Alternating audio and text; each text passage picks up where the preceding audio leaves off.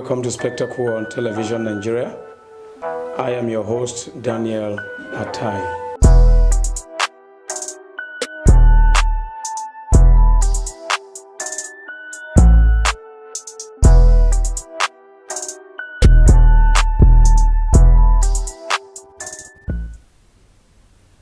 Digital means of fighting corruption could be first, and to add to it, life imprisonment or death sentence if the corruption that has been endemic in the country since independence or precisely over 3 decades must be eradicated or brought to its barest minimum. This is why we shall be discussing it today on Spectacle, as we have a senior lead digital expert and consultant in the studio. We shall also deal with the article from Femi Orebe on why the National Assembly would rather kill any executive policy or bill that they do not corral. So welcome to Spectacle. I am Daniel Atai. We take a short break, and when we come back, we introduce you our guests, and our numbers and Zoom handles that are displayed on your screen shall be what used after 25 minutes of our time in the studio. Please stay tuned.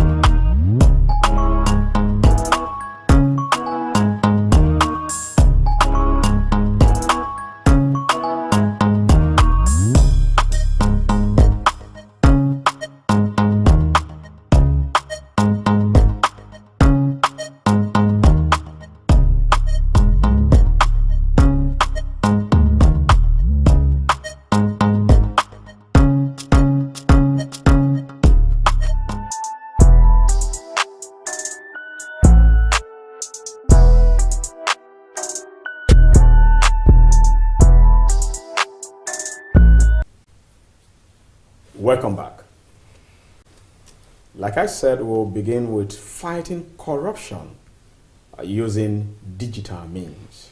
How do we use digital innovations to fight corruption? Corruption, has it become obvious to eradicate, or we actually have solutions on how to deal with corruption in the country, in Nigeria? I have in the studio Engineer Emmanuel Abba. Emmanuel Abba is a lead consultant on digital voting system and a cyber security expert. Welcome to Spectacle. Thank you very much, Dan. How has it been? It's been great.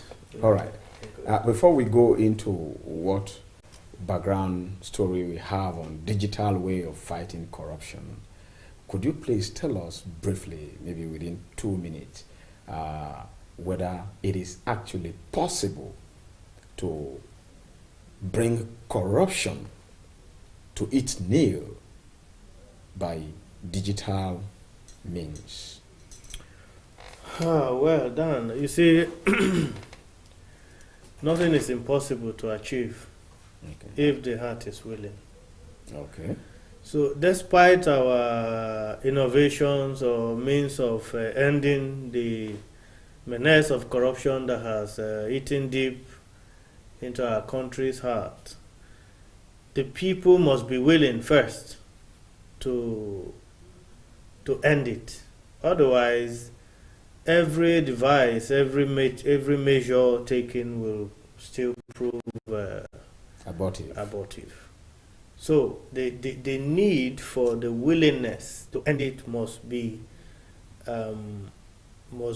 made very clear. The need and the willingness. The willingness to end it must come first, before any other thing could follow successfully. Yes, because as it stands now, the people saddled with the responsibility to even try to fight the corruption are found wanting in most cases. Yes. So the willingness, like I said, must come to play before other means can succeed. Okay, if For instance, the willingness is there. Is it possible fighting corruption using digital means? It is very possible. In fact, I would say it is the best possible means. Because in a situation whereby, for instance, you decide to share intelligence and share informations on recovered loot, and, for instance, like a minister gets monthly allocation for projects. If the ministry and the central bank and maybe committee is set up to monitor the ongoing projects, share information on the progress of projects, I don't think there will be room for embezzlement or corruption in the first place.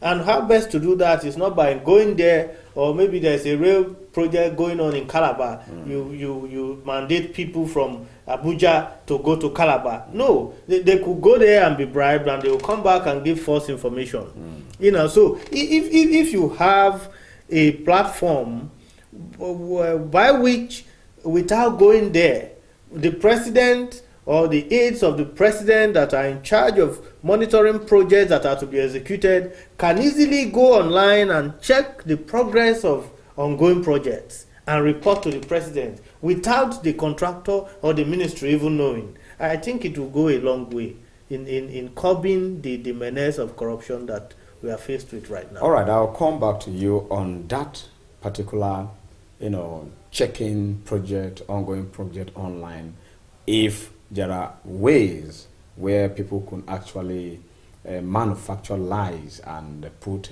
what we call pseudonyms. Is it pseudonyms, or what do you call it? That studio where they manufacture false false images, and put on the system for you to believe that so thing is like that. So you help us later to deal with that issue. Okay. Now, on that regard, we'll take our first report stories that I have for you on how we can actually use digital systems or means in curbing or fighting corruption to the barest minimum. Take a pleasure listening to it. In the public and private sector, forensic tools for auditors such as self-monitoring, analysis, and reporting technology, SMART, are being employed to combat corruption risk. Along with technological advances, these tools are increasingly sophisticated enough to handle data velocities, as they can involve real-time analysis of transactions, predictive modeling, anomaly detection, and risk scoring algorithms seek to flag or stop potentially improper payments much sooner in their procure-to-pay processes to strengthen internal processes and prevent fraudulent practices. Data analytics are able to periodically investigate transactions in procurement and payment models, check for anomalies, and quickly identify suspicious transactions such as illicit financial flows. Other benefits of technology that led to detection and prevention include the automation of processes that remove human agents, example, contracting officials, and corruption opportunities from procurement operations. This is targeted at reducing bribery in operations and can be employed in any system. At the country level, governments are moving towards open data that removes opportunities for discretion. The aim is to not only make processes more transparent, but also to reduce the reputational risk for the government. This proliferation of technology, big data for capturing, data mining for detecting, mobile applications for increasing accessibility, and forensic tools for reducing opportunities for corruption has the potential to create unparalleled opportunities for transparency and anti-corruption. However, technology is not a quick fix or fast solution. To truly harness these trends, government and organizations have to be quick to adapt and to act. In some cases, financial and technical investments in innovation will be required at all levels to make these changes happen, coupled with public and private sector collaboration to help officials and agencies make the leap towards new technologies. In other circumstances, international organization and multilateral development banks, MDBs, are making the process easier through the development of sophisticated tools and next-generation software to detect red flags and mitigate risk. Now, aside from banks, it is better for all ministries, departments, and agencies in Nigeria be forensically automated to quell corruption, or a stringent law be made at the National Assembly or executive bill to that effect be enacted as life imprisonment or death sentence for any act of corruption by public and private officials.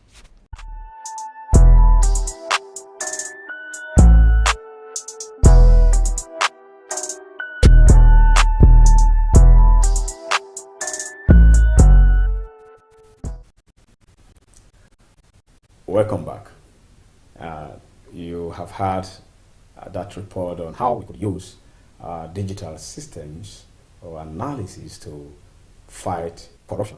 And an expert is already in the studio, and of course to do justice to it, before we come back to what is happening in the National Assembly, especially when the both arms of the Assembly wouldn't want any executive policy or executive bill to come to pass in terms of constituency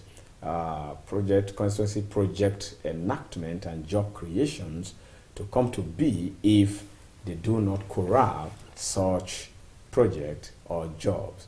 I think politically too, we'll hook up to somebody in Ghana to talk to us on how Ghana is doing their own project work and fighting corruption. May I begin with you? Which are the means to using data analysis to fight corruptions? Could you enumerate some for us and how we could go about it in the country, set the agenda for the government of President Muhammadu Buhari, who is already fighting this corruption, and where do we head to from this moment? Okay, I would say that the fight against corruption, as claimed, we have very few persons that are sincere in this in the fight against corruption. We know that the systems that we could use, the data means. Yes. Now, if, for instance, like the Economic and Financial Crime Commission, Yes. the ICPC, the Central Bank, Ministry of Information, and other relevant agencies like the DSS, the fraud unit of the police force, could have a common sharing, a platform where informations on corruptions can be shared. Like if you seized two houses from a particular suspect, these things are supposed to be brought to the knowledge of other sister agencies or commissions or institutions, so that everybody can be in the know of what is going on. Okay. If it is to be sold, if it is to be used as government property or government owned property and all that. Now, we could build systems that could do that. A central system, yes, a database. Yes, that could harmonize for EFCC, ICPC, DSS, and police fraud units. Central Bank as well. Central Bank as yes. well. Okay. Yes. So that if monies are recovered from people that are suspected to have looted funds, either from government or private institutions, if the monies are to go back to certain quotas, they be sent back there. If the money is to come back to the government coffers, it should come back there. But this information shouldn't be limited to one agency or an institution alone. Okay, just like EFCC hoarding information, for instance. It is bad. It is bad because and if the police hoarding information from the sister agency. Now it conflict of interest and fighting each other supremacy will come to play, which will undermine the actual fight against corruption, which is supposed to put the country in a better place. Conflict of interest. Yes.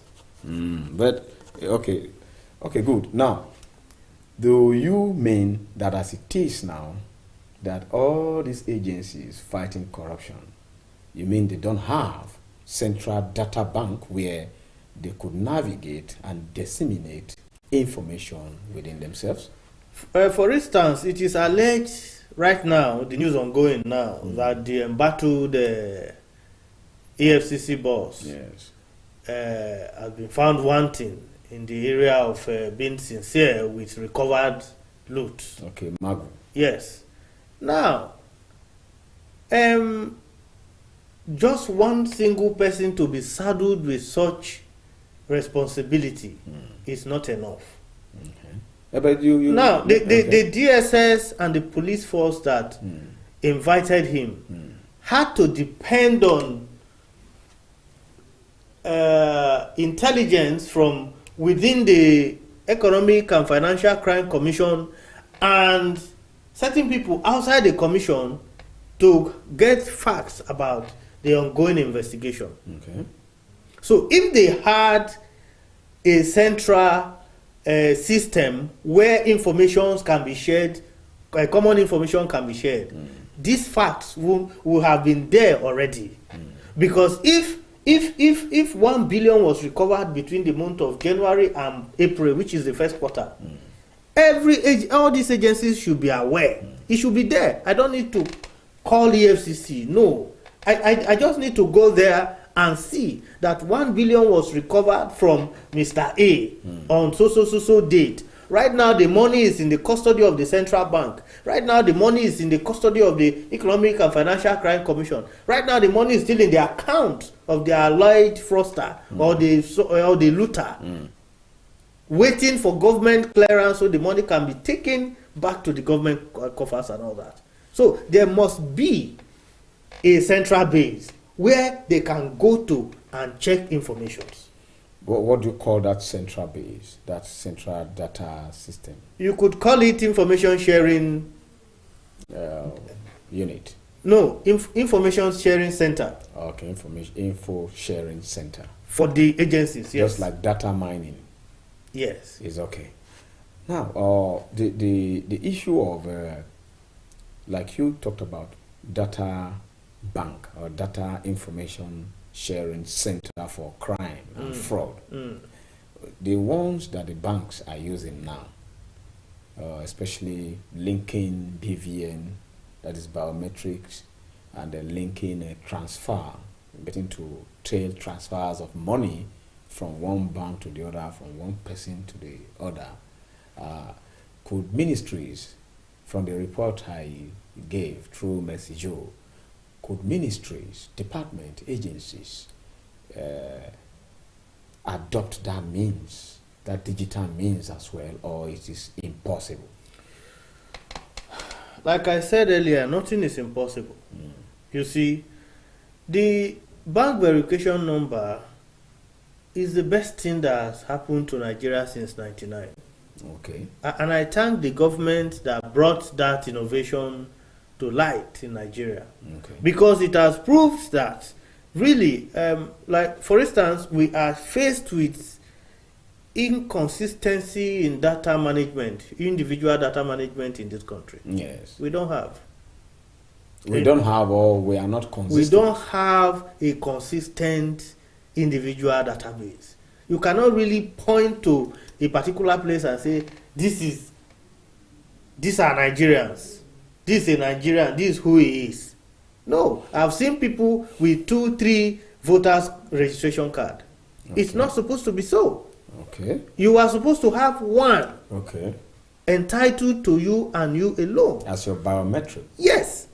Now, with BVN, of course, other agencies should be able to tap into that technology so that the transparency can return back to our governance. The management of this country, if transparent is lacking, corruption can never be absent. Now, if you do it in a way that before you log on to your computer or before you are able to do any transfer, you have to impute your BVN, which will go straight, anything that has to do with money, which will go straight to the central bank for verification. Okay. Then you can be rest assured that anybody that does financial transaction that is out of the ordinary will be picked up immediately or be investigated immediately. Okay. If I go to bank now and I want to withdraw 50 million naira, for instance, we know that it is against the policy of this country as it is now, because everybody is supposed to do cashless, practice cashless. The cashless policy. Yes, that has been introduced by the federal government. You know, so if you go to the bank and intend to withdraw such an amount of money, then there is something that is not very right behind the withdrawal. Otherwise, you should be able to go to the bank and transfer money to anybody you want to transfer money to, or to any institution, or to any business organization. Now, with such innovation, people can, fraudsters and monies can actually be traced without any hassle. Okay. If given the right attention. Okay. Yeah. So I fully support that the agencies and ministries in Nigeria should adopt that technology and put it to practice, put it to use immediately. All right. Anyway, like I promised us, the phone lines are 081-3701-5949 or 070-5432-7616. And the Zoom ID, they already displayed on your screen. And Reginald from Ghana, if you are watching us, please, you can connect with us now and then give us your contribution from that country. But meanwhile, before we go into that second segment of our story, we have some comments on our Facebook page that we could react to. And one is coming from Dan Morgan E. Homum. Dan said, when agencies of government who should be fighting corruption fight against themselves, it's corruption that wins.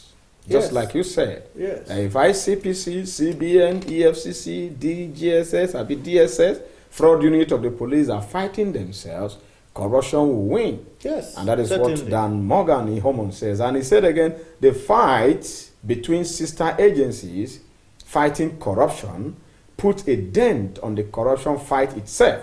Yes. It puts to question the credibility of those heading such institutions. Yes. All right. More of that, and we'll take more of that on the course of the program. But however, we'll go quickly to the second story, then fully you can contribute from both stories that attract your attention or that you wish to react to. And the second story that we have is the tussle between the executive and legislature of the National Assembly of Nigeria, especially dealing with policies, executive policies or enactment that seems to have a kind of, let me say, step back when it goes to the National Assembly. The Senate and the House of Rep always want to perhaps oversight functions when those functions have not been implemented. Example is the issue between the National Assembly and Festus Keyamo, the Minister of State for Labor and Productivity, as regard the 774,000 jobs, meant that 1,000 jobs each for each local government. The minister had alleged or accused them that they have taken 15% of that job already. 15% of 744,000 jobs will be like about 150 out of it. Yes, 150,000. You understand? So the remaining 669,000 should ordinarily go to the Nigerians who are also from their various local government. And here we see that the Senate stopped that implementation through the NDE, that is the National Directorate of Employment. And Mr. Festus, the Minister of State for Labor and Productivity, said he is going back to Mr. President. And we have an article from Femi Orebe, who actually put it point blank that there has been tussles from 1999 to date between the National Assembly and the executive section of the Federal Republic of Nigeria. Please enjoy the video. The National Assembly, whatever it cannot control or corral, must die. Only those unfamiliar with the history of the National Assembly since the return of democracy in 1999 would marvel or be surprised to see its members literally fighting to the death over their attempt to insinuate themselves into how the executive branch goes about executing program that was captured in the national budget.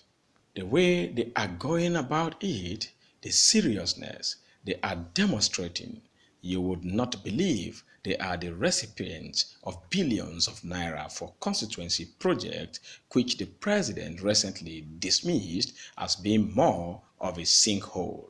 I should have been thanking former President Olusegun Obasanjo for the robust manner he handled the National Assembly of his time, had he not, unfortunately, turned out the architect of how its members soon became unrestrainable in their gluttony after he had single-handedly inflicted on the country two weak successors who, for their selfish reasons, romanced the National Assembly to no end. While it is, however, possible to forgive President Umaru Yar'Adua, not so President Goodluck Jonathan, who, though a minority himself, so feared the National Assembly he couldn't even remit the recommendations of his own 2014 National Confab to it for necessary action. He would come back many years later at the launch of Senator Femi Okunromo's book in July 2019 to declare that I believe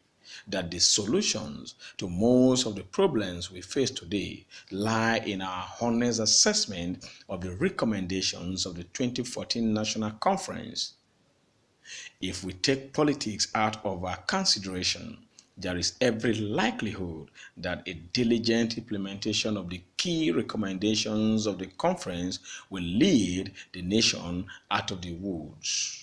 He was unfortunately too consumed by his re-election matters to confront a National Assembly that had since become an enfant terrible as a result of excessive executive pandering to it. I shall proceed presently to justify this heavy charge of the National Assembly becoming something of an elephant in a china shop. But first, a look at the abracadabra currently playing out at the National Assembly over the appointment of 774,000 Nigerians, which the president conceived as an elixir for the most at-need Nigerians at 1,000 per each local government. Of course, knowing how unflappable Minister of State Festus Keyamo is, it is a no-brainer that they must first do everything to browbeat him and render him hors de combat on an assignment the president assigned to him. He raised hell and would not agree to be railroaded into any executive session where anything goes. Unfortunately, his senior minister, who is currently about being guillotined by another committee of the National Assembly for his curious handling of some issues at the NSITF, has hurriedly gone ahead begging, throwing his Minister of State under the bus. Nigerians have seen how, in their desperation to hijack and control the program, members of arguably the highest paid legislative house on the face of the earth would not mind killing a tokenist program that was to fetch its beneficiaries a measly 20,000 naira monthly stipend. How ungodly can some Nigerian politicians be? And where in the Constitution did the Senate President derive his authority to assume he can stop a project of the executive branch? He needs to know that all they can do now is wait until they can conduct oversight functions on the project, and that will be after its execution has commenced. And by the way, what are they agitating about, since these appointments are targeted at the local government areas where they come from? It is heartwarming that Keyamo will be taking the matter back to the president, and Nigerians will be waiting to see if a strong President Muhammadu Buhari hopefully will take Nigerians out of the legislative peonage to which another strong President Obasanjo took us in the first place by siding with the Minister of State, Keyamo, in conformity with the principles of separation of powers, or wrongly kowtow to the National Assembly. Nor is this the first by the National Assembly always wanting to have its way, or in the alternative kill an entire project no matter how beneficial to the country. This brings to mind their dogfight with the Ministry of Solid Minerals over Ajaokuta. It was an absolutely straightforward matter until legislative ego intruded. Ahead of a fast approaching general election that required tons of money to fund, Nigeria had spent a colossal $8 billion on the Ajaokuta steel with nothing to show for it. To change the narrative, the federal government took the principled decision that it will no longer spend a dime on a project on which it has been spending huge amounts of money since 1979, or to no avail. Before their own exigencies crumpled up, the same House had shown its support for the new plan to concession the facility, appropriating 2 billion naira for the process in the 2017 Appropriation Act. Curiously, notwithstanding this, the National Assembly, in its usual manner of always wanting to browbeat, aggressively went after the Minister of Solid Minerals with all manner of innuendos, but they met more than their match in Dr. Kayode Fayemi, who calmly told them that the ministry did no more than implement what was passed by the National Assembly.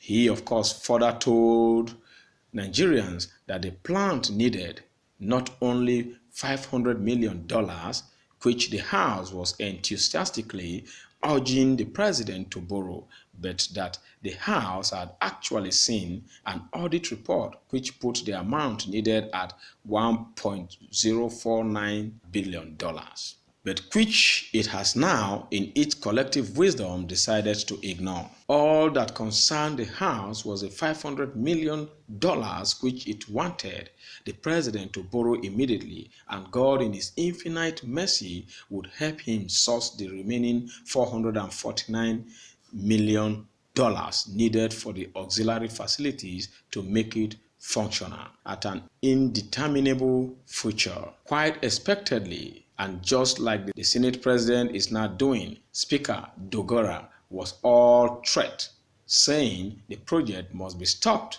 if the position of the House was rejected.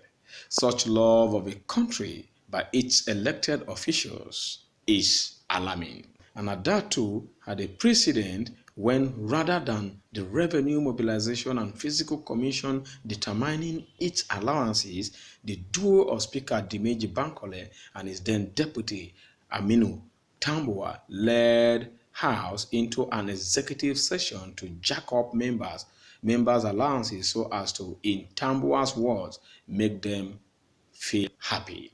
This practice would underpin the Champions following editorial of 17th June 2011 revelation concerning how federal legislators have been awarding themselves scandalous allowances have confirmed what Nigerians always suspected, that there is a grand conspiracy among the nation's lawmakers to continue to loot the nation's treasury.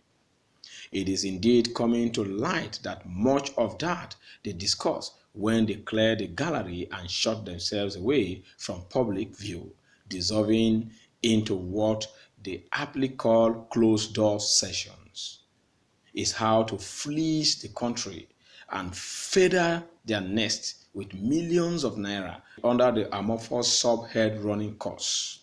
They will subsequently borrow 10 billion, which they shared, but to show how determined they can be when it comes to feathering their own nest, let me capture some of the details of that lost-sum loan. At the meeting of the Tuesday, March 30th, 2010, the following new running cost was approved. 1. Speaker, 100 million. Deputy Speaker, 80 million. House Leader, 60 million. In descending order like that to the Deputy Minority Whip, who would earn 50 million. I laugh when Nigerians continue to hope that banditry, kidnapping, and so on would ever stop in this doubly beleaguered country. To meet this payment, the first borrowed 2.5 billion naira from the management of the National Assembly, concerning which on September 29, 2010, the Director of Finance wrote to complain that the provision of 2.5 billion naira to the House, which was not in the contemplation of the 2010 budget, had led to a situation whereby funds were no longer sufficiently available to accommodate the budgeted running expenses. Not even that could stop them, as they went on to borrow an additional 7.5 billion naira, totaling 10 billion naira, just to satisfy their greed. The clerk of the House, Omolori, would later warn about what opprobrium all this could bring on them. Worst of all, however, was their illegal decision to ensure that the entire loan was factored into the following year's budget, with provisions made for each payment. These allowances must have since doubled, if not tripled, by now.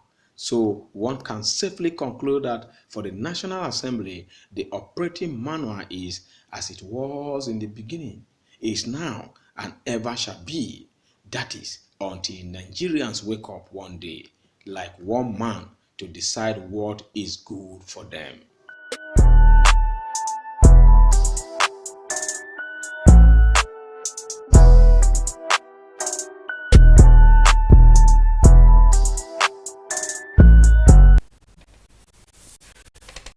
Yes, welcome back.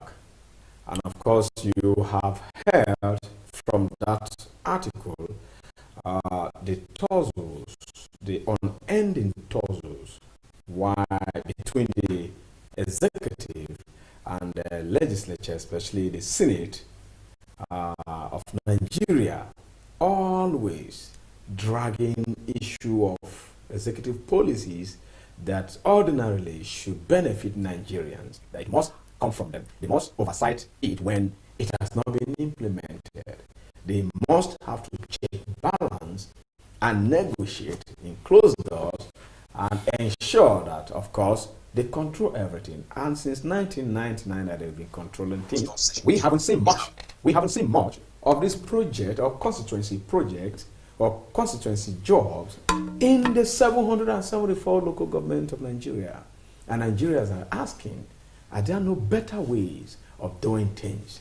Mr. President came, introduced 774,000 jobs. That is maniac job, I could call it, that people could just receive, ordinary Nigerians could just receive 20,000 per month. And the Senate here said they must have to be in charge, they must have to control. And we have the Minister of Labor and Productivity, Festus Keyamo, say no. So you can contribute from anywhere you are. Like I said, the numbers are already displayed on your screen. And we have Reginald already from Ghana. Reginald hooked up with us through the Zoom handle. And if you can hear us, you can give us your take now. What do you think about what is happening? How do we fight corruption using digital means in comparison with what Ghana is doing. And also, they told us why projects could not actually be implemented in the country between the executive and the legislative arm of Nigeria. What do you have to say, Reginald?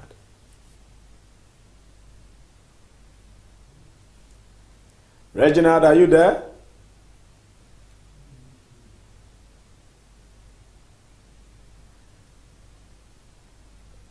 Well, I think we lost him.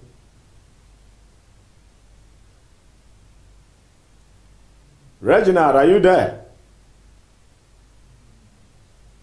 Well, when we connect with him, we shall let you know. And of course, our guest in the studio, Engineer Emmanuel Abba, a digital analyst and cyber security expert, is still here.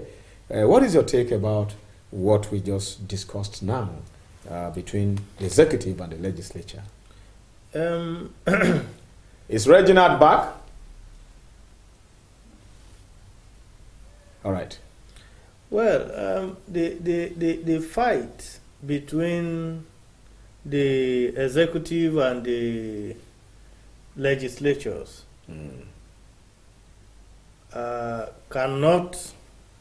it's not something that can end all over the world in a democratic rule. Okay. Because if they seem to agree on everything, then the masses have a problem to contend with. Okay. Yes. Checks and balances must always be checks and balances will always be there.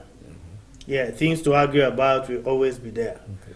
But in our own case here in Nigeria, I don't think the fight is actually to benefit the masses. And I am ashamed of these lawmakers, because they seem to be more interested in themselves than the masses. The president is trying very hard to make life easier for the common man in the country. But if it is true that they are trying to control the employment coming to local government, then it's a big challenge and shameful, I would call it, for them to try to derail this important decision taken by the president. Exactly. 774,000. The Senate are saying the joint committee, let's say the two houses, the House of Rep and the Senate, said they have said suspended the implementation of the job for just the peasant Nigerians. Let me not use that word per se, the ordinary Nigerians at the local government level, which includes their own local government. And from time immemorial, let me say time, in 1999 to date, there is no policy that would benefit the people that the Senate and the House of Rep will not intervene, will not have loggerheads with handlers. They had loggerhead with Ajakuta, like you can see from the reportage, when Ajakuta was approved with 8 billion. And Femi Kayode, the present governor of Ekiti State, was to handle it. He was the minister of solid minerals then. Yes. They went to him. There was a tussle between them. And he disagreed. I said, look, this thing, you can only come in when the project has been implemented. Now, Festus, what is 774,000 jobs? 1,000 jobs. And you said you want to control it. Why must they always interfere with executive policies? You see, we must think back. Everything comes back to the process of recruiting these people into public service. Okay. Every senator, every House of Rep member came from a village, a ward, a local government, a state, before they assembled here in Abuja. So if anything good is to come back to their wards, their villages and their local government, I see no reason why they should be against it if they are good people. What I expected them to do was to go back home, each senator to his or her local government, select the people, compile the list of persons you want to employ, give them to the local government. The local government chairman should be in charge of this listing in the first place. Okay. Because that's why there is a local government chairman. Okay. Your work is here in Abuja to make sure that the federal is reaching out to the states and the local government. Local government, the state governor, the state House of Assembly members, and the local government chairman are supposed to be in charge of the state. If they are in charge, if the assembly members are in charge, and in a state where the whole assembly members are from one party, and in a state where the whole local government chairmen are from one political party, let me that will still create this disparity. Party disparity can always be found in Nigeria. Yes, but how do we? Now, that is why Festus per se. It is not supposed to be so.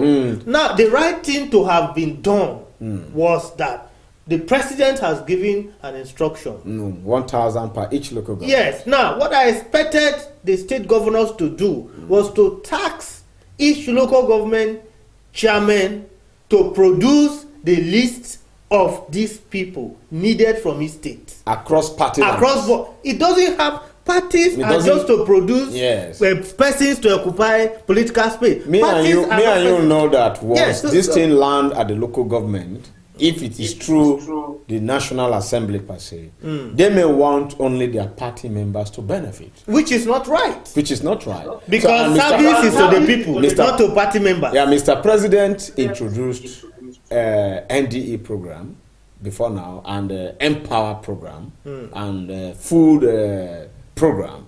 That is school feeding program, and everybody benefits. Everybody across party lines. The people at the local government. The school feeding is not exactly going well. Yeah, exactly, we know. Mr. President may not have been aware, but he has good intention. And he brought it with good intention. It was in practice before now. Yes. The children in school were fed by the federal government. It's a practice that has happened before. Okay, we have Reginald already handle. Reginald, can you hear us now? So I can hear you. Can you hear me?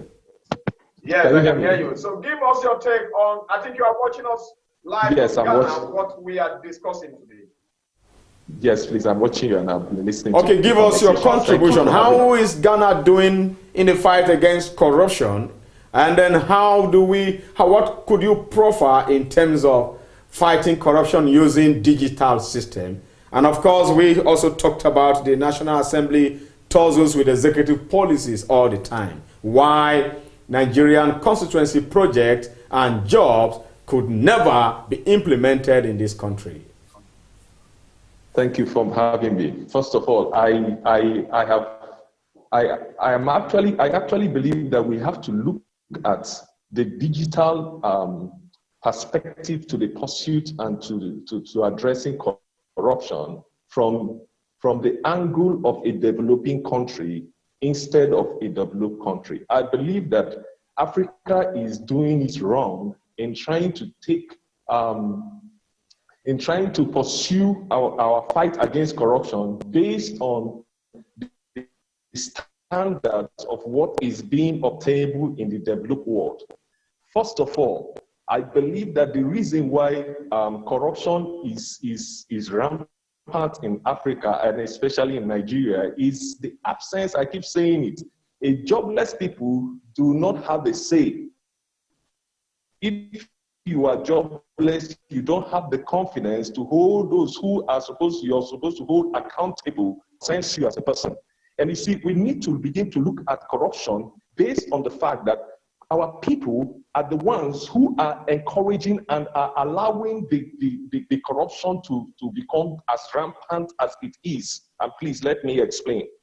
Because you see, we ought to be holding our elected officials responsible. Like you have said now, concerning the 774,000 jobs that are supposed to go to the local governments. And here we have our National Assembly members trying to, especially the House of Representatives and the National Assembly members, trying to co-opt the implementation of these jobs, availability of jobs to the people directly.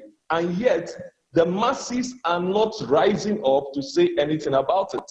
Now, I was watching Keyamo the other day while I watched the video on his encounter with the assembly people, and he was direct. And I'm glad that on Twitter we have had people who have supported and have stood with him when it concerns the fact that he had to stand up and then decide to say, okay, this is not going to be business as usual. I believe, first of all, that our people must be willing to begin to hold these people accountable. Like the gentleman in the studio said, they came from local governments, they came from councils. We can actually recall a lot of this. The other day I was thinking, don't we think that it is high time that Nigerians begin to look at recalling all the members of the Senate and all the members of the House of Representatives, because they are not representing our people, they are not representing anybody.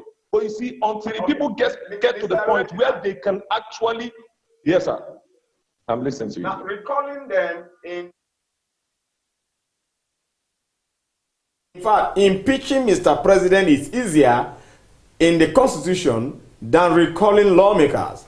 And I think from that angle, we could say, like you said, that corrupt people made some corrupt laws, making it very difficult in the fight against corruption.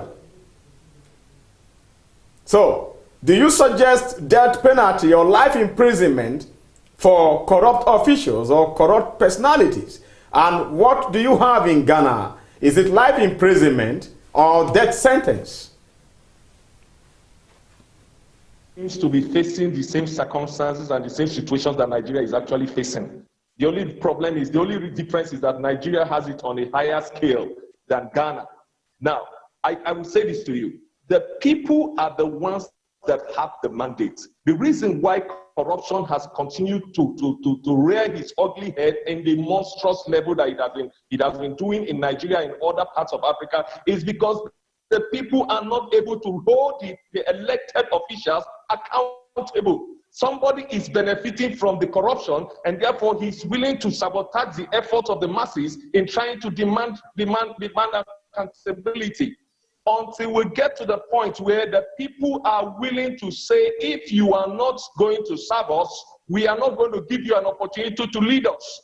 Until we do that, we are not going to go to any place. We are not going to go anywhere. These guys will keep doing the same thing every day and every time.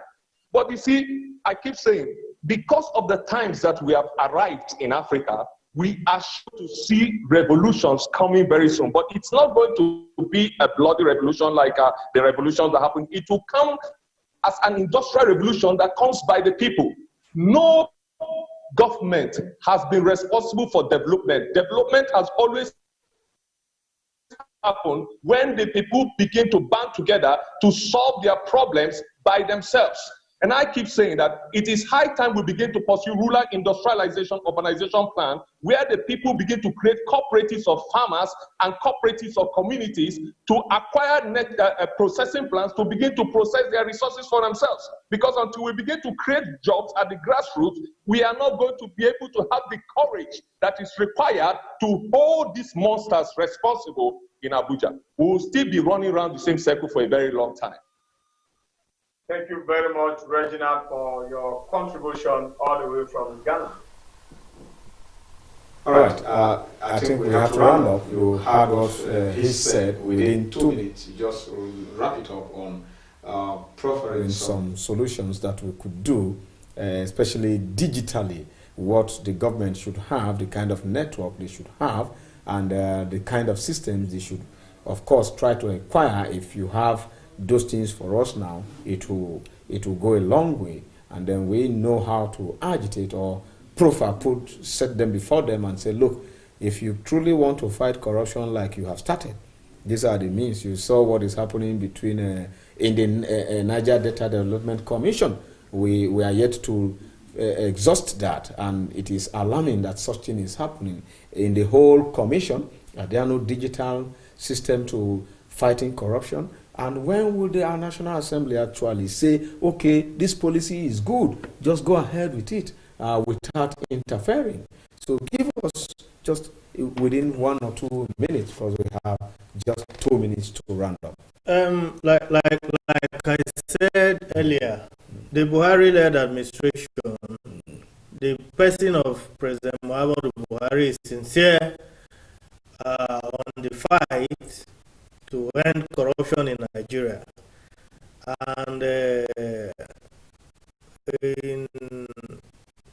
to God be the glory, he has a younger and a more competent chief of staff now, who can convey certain information across to him as well. You know, as to what is happening outside the presidential villa, and possible solutions too. Now, before Olarotimi, in one of his playwrights, the gods are not to blame, said, when tree falls on trees, the topmost must be removed before you can go underneath. Whatever solution you prefer now, these guys at the National Assembly will not ever implement it because it's affecting them directly. Most of them are not sincere. The sincere ones are not much. So the ones that are not sincere are more than the ones that are not sincere, that are sincere. So the policies that you want to implement may never see the light of day. So I would suggest that we Nigerians insist on e-voting, full e-voting, implementation. Electronic voting. Yeah, so that the right persons can be recruited into the National Assembly first, before you can start looking at all these other issues. Okay, thank you very much, Engineer Emmanuel Abba, for coming on Spectacle. And I think that was a wonderful way. One of your perfect solutions is electronic voting. Digitalizing. And the last comment from Morgan again. Morgan Ihomun said the tussle between the National Assembly and the executive over the 774,000 job is not for the benefit of the common man. The legislatures are only concerned about their own financial and political benefit for the scheme. If they were so concerned about jobs in this country, why didn't they make laws to end casualization in Nigeria? Why have they failed to do constituency projects or products that will create employment for millions of jobless Nigerians?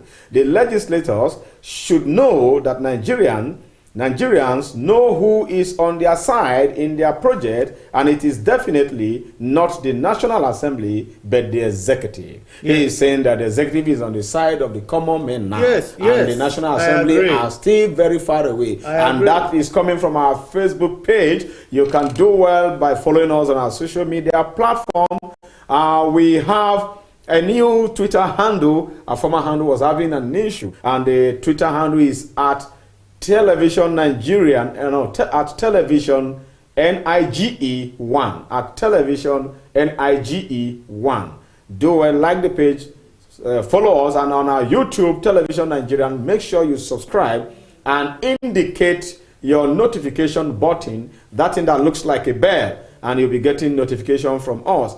And of course, most of these stories are still on our online newspaper platform, which we also have on the tabloid called The Nigerian News. The Nigerian is together, spelled together. The Nigerian, they are together.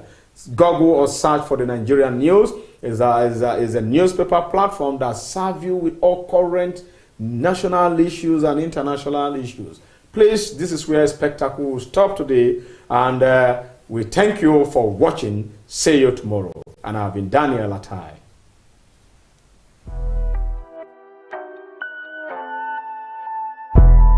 Welcome to Spectacle on Television Nigeria. I am your host, Daniel Atai.